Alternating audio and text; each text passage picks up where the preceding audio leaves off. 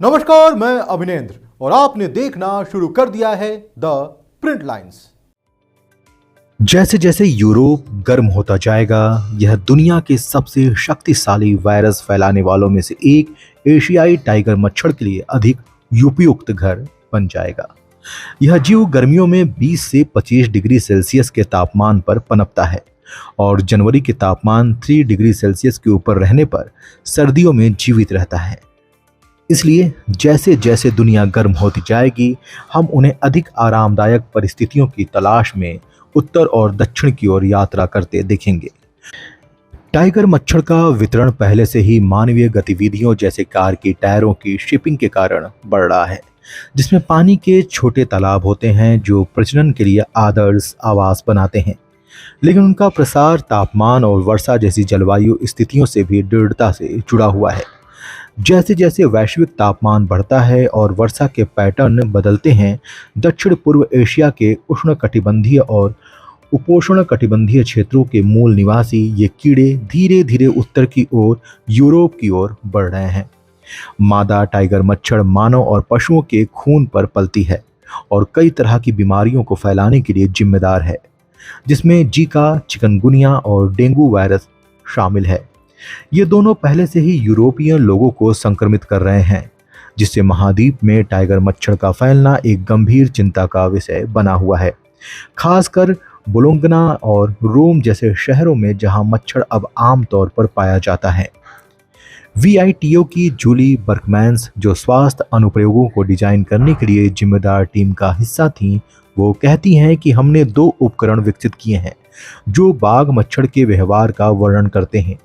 एक जो दिखाता है कि 2008 और 17 के बीच 100 यूरोपीय शहरों के लिए बाघ मच्छर के लिए जलवायु की उपयुक्तता कैसे बदल गई है, और एक जो दिखाता है कि भविष्य में बाघ मच्छर के पनपने के लिए पूरे यूरोप में स्थितियां कैसे अधिक उपयुक्त हो सकती हैं। बताया जा रहा है कि 21वीं सदी के अंत में मध्य और उत्तरी यूरोप टाइगर मच्छरों के लिए अधिक उपयुक्त हो जाएगा। 1971 से 2005 में यूरोप के कुछ क्षेत्र, जिनमें इटली, फ्रांस और तटीय पुर्तगाल और स्पेन के कुछ हिस्से शामिल हैं, पहले से ही टाइगर मच्छरों के पनपने के लिए उपयुक्त थे। कोई क्षेत्र जितना गहरा लाल होगा, वह टाइगर मच्छरों के लिए उतना ही अनुकूल होगा। बताया जा रहा है कि यूरोप मानता है कि वह अपनी वर्तमान दर पर ग्रीन हाउस गैसों का उत्सर्जन जारी रखेगा। फ्रांस और मध्य यूरोप वर्ष 2031 से 2060 में टाइगर मच्छरों के लिए अधिक अनुकूल हो जाएंगे। वहीं मध्य और उत्तरी यूरोप 2071 से 2100 में टाइगर मच्छरों के लिए अधिक उपयुक्त घर बन जाएगा। बताया जा रहा है कि एशियाई टाइगर मच्छर एक आक्रामक काटने वाला मच्छर है जो मुख्य रूप से दिन के समय भोजन करता है, और इसके मेज़बानों की एक विस्तृत श्रृंखला है जिसमें मनुष्य, घरेलू और जंगली जानवर और पक्षी शामिल हैं। ये डेंगू, पीले बुखार और कुत्ते के हार्टवॉर्म का संभावित वाहक है। पूर्वी अमेरिका में इस प्रजाति में वेस्ट नाइल वायरस का पता चला है। यह मच्छर लैक्रोस एन्सेफ्लाइटिस और ईस्टर्न इक्वाइन एन्सेफ्लाइटिस वायरस का एक सक्षम वाहक है। एशियाई टाइगर मच्छर, जो 2 एन्सेफ्लाइटिस वायरस का भी एक सक्षम वाहक है, जिनकी नियमित रूप से कैलिफोर्निया में निगरानी की जाती है।